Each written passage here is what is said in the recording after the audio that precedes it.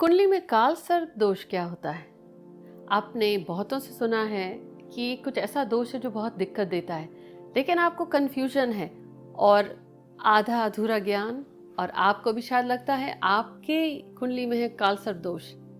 इस वीडियो में आज आप जान जाएंगे काल सर्प दोष होता क्या है, इसके होने से प्रॉब्लम्स क्या आती हैं और इसकी रेमेडीज या समाधान क्या है। जुड़े रहिए।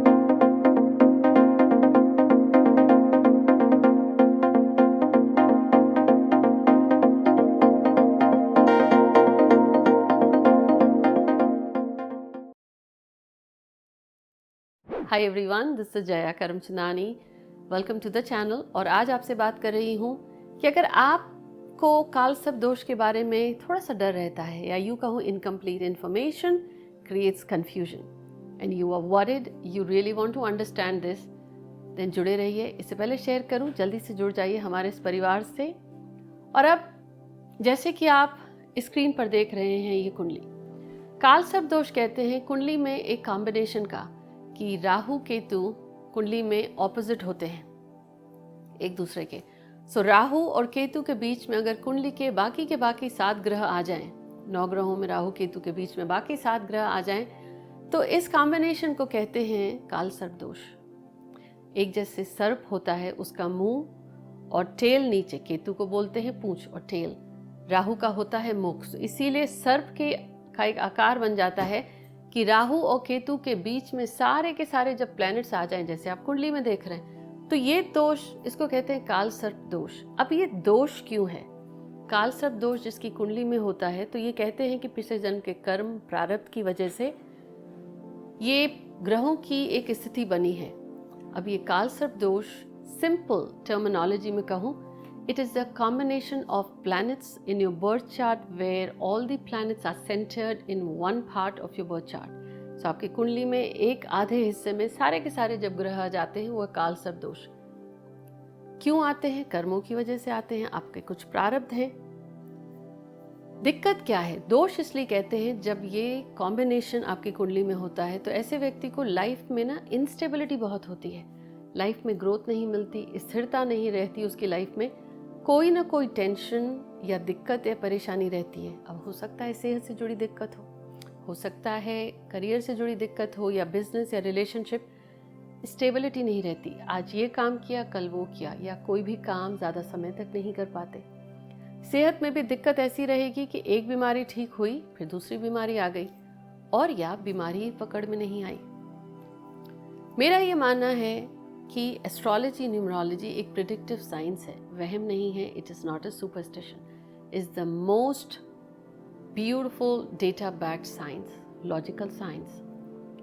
अब अगर ये एक मान्यता है मेरी, दूसरी चीज़ कि ईश्वर से गलती नहीं होती, जिसको जो कुंडली दी गई है, जिस समय की जो स्थिति थी, divine never makes a mistake. So काल सर्प दोष कहने की बजाय ये जो प्लैनेट्स का फॉर्मेशन है, this formation how do you utilise? क्योंकि जब ये मान्यता है मेरी कि कुंडली में कोई भी प्लैनेट्स ईश्वर ने गलती या भूल से नहीं डाले, तो पहली चीज आपसे भी यही कहूंगी कि इसे एक दोष नहीं माने। हाँ, ये जीवन में प्रॉब्लम देता है। अब उस प्रॉब्लम की रेमेडी क्या है, समाधान कैसे करें? पहली चीज कि मंत्र, इसका एक बहुत बड़ा पावरफुल समाधान है, रेमेडी है राहु की। सो राहु के लिए आप शुरू कर सकते हैं ट्यूसडे या सैटरडे से। अगर ये कॉम्बिनेशन है आपके चार्ट में, रोजाना 108 दफा या माँ दुर्गा का मंत्र जाप करें, या राहु का ओम राम राहवे नमः, जैसे आप स्क्रीन पर देख रहे हैं, इसे रोजाना 108 दफा चैंट कर सकते हैं। केतु को भी प्रे करने से, या आप गणेश जी की पूजा करिए, ओम केम केतवे नमः, या इस मंत्र का 108 दफा जाप कर सकते हैं, जैसा आप स्क्रीन पर देख रहे हैं। और या तो माँ दुर्गा को फॉलो करिए, काल भैरव को पूजा कर सकते हैं, या गणेश जी की। इनमें से किसी भी एक को आप अपना आराध्य देव मान के रोजाना प्रे करिए। अब ये नहीं है कि 1 घंटा बैठ के पूजा करनी है। आप सुबह उठे, नहा के आपने एक दिया जलाया एंड यू कैन प्रे। लेकिन अगर आपसे नहीं होता, यू आर अ स्टूडेंट और it's just something you can not do this every day, then 5 minute 10 minute ये मंत्र आप अगर ऑफिस में भी बैठे हैं आप चैंट कर सकते हैं। माँ दुर्गा का मंत्र इजीली चैंट कर सकते हैं। अगर वो भी आपसे नहीं होता, गणेश जी की एक इमेज या मूर्ति अपने पास रखिए, या आपके फ़ोन में भी स्क्रीन सेवर हो सकता है। अपना गणेश जी को आराध्य देव माने या माँ दुर्गा को माने। यहाँ मंत्र इसलिए आपसे शेयर करा क्योंकि जब आप इनका उच्चारण करते हैं तो उनसे जो ध्वनि होती है प्रज्वलित, वो आपको राहु और केतु से जो ये ट्रबल क्रिएट होता है उसमें शांति देता है। क्योंकि राहु और केतु के बीच में है सारे प्लैनेट्स, तो ऐसा मानते हैं कि दे आर ट्रैप्ड। अब जिनके बीच में ये प्लैनेट्स ट्रैप्ड हैं उन्हीं को आपको खुश करना है, इसीलिए राहु और केतु का मंत्र।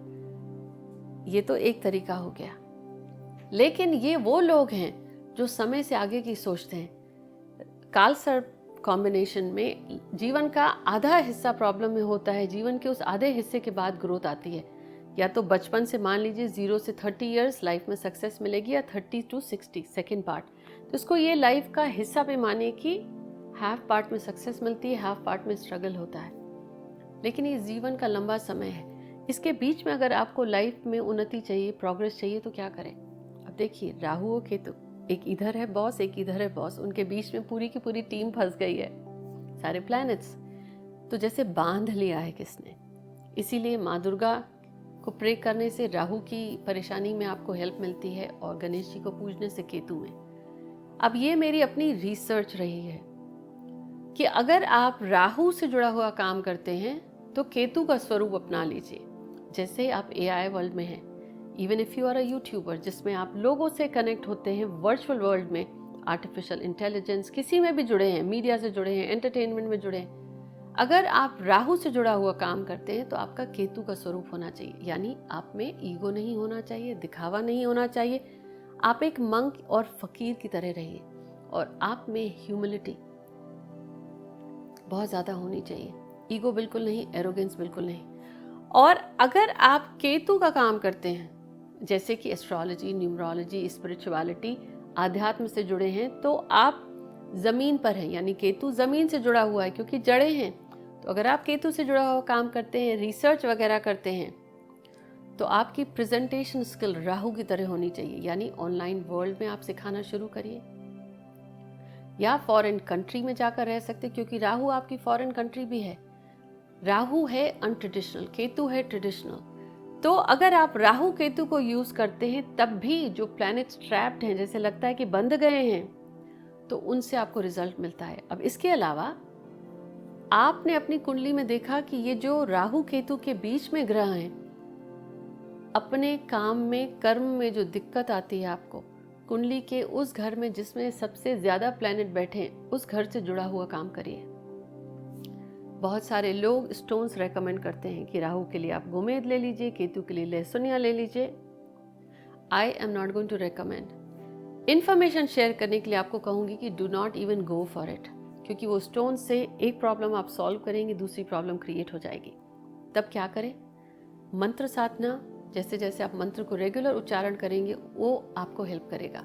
सेकेंड, अपने कर्मों में किसी के साथ धोखा मत करिए, अपने एटीट्यूड में ह्यूमिलिटी ले आइए। जैसा मैंने आपको कहा कि आप राहु का काम करें तो केतु को साध लीजिए, केतु का कर रहे हैं तो राहु को शामिल कर लीजिए। इसके अलावा आपको चाहे हेल्थ की परेशानी है, फाइनेंसेस की है, तो आपकी कुंडली में राहु केतु के बीच में जो भी हाउस है जिसमें मैक्सिमम प्लैनेट्स हैं, उससे जुड़कर काम करिए। अब मान लीजिए कि आपकी कुंडली में छठे घर में बैठे हैं सारे के सारे प्लैनेट्स राहु केतु के बीच में। छठा घर रोग ऋण शत्रु, यानी आप अपने काम में सेवा भाव ले आइए, या आप रोग ऋण शत्रु इनसे जुड़े हुए काम, लॉयर हो सकते हैं, लीगल फील्ड से जुड़े हो सकते हैं, जो बीमारी दूर करता है उससे हो सकते हैं, लेकिन आपको अपने काम में सेवा भाव लाना पड़ेगा और आपको अपने काम में रेगुलरिटी लानी है। तो मेरे दृष्टिकोण से it is a unique combination where the planets are sitting between two axes of Rahu and Ketu, and divine doesn't make a mistake. You just need to know how yourself you align it. मैं ये मानती हूँ कि ईश्वर गलती नहीं करता। अगर ये है आपकी कुंडली में कॉम्बिनेशन, देन आपको अपने कर्मों को इनके साथ अलाइन करना है। जैसा मैंने आपसे कहा, this is a very powerful remedy utilising Rahu and Ketu, और वो घर जिसमें मैक्सिमम प्लैनेट्स हैं। इन सबसे ऊपर आपको अपने एंसेस्टर्स की ब्लेसिंग्स चाहिए होती है तो अपने बड़ों की इज्जत करिए, और यूँ कहूँ तो माय फेवरेट टिप, किसी को गुरु बना लीजिए। मुझे ज़रूर बताइएगा कि क्या ये आपकी कुंडली में कॉम्बिनेशन है या आप की कुंडली में नहीं है, किसी और को आप जानते हैं ऐसा है। लेकिन ये टिप, ये रेमेडी प्रैक्टिकल है। शेयर ज़रूर करें और मुझे ज़रूर बताएं ये वीडियो आप दुनिया के किस कोने से देख रहे हैं।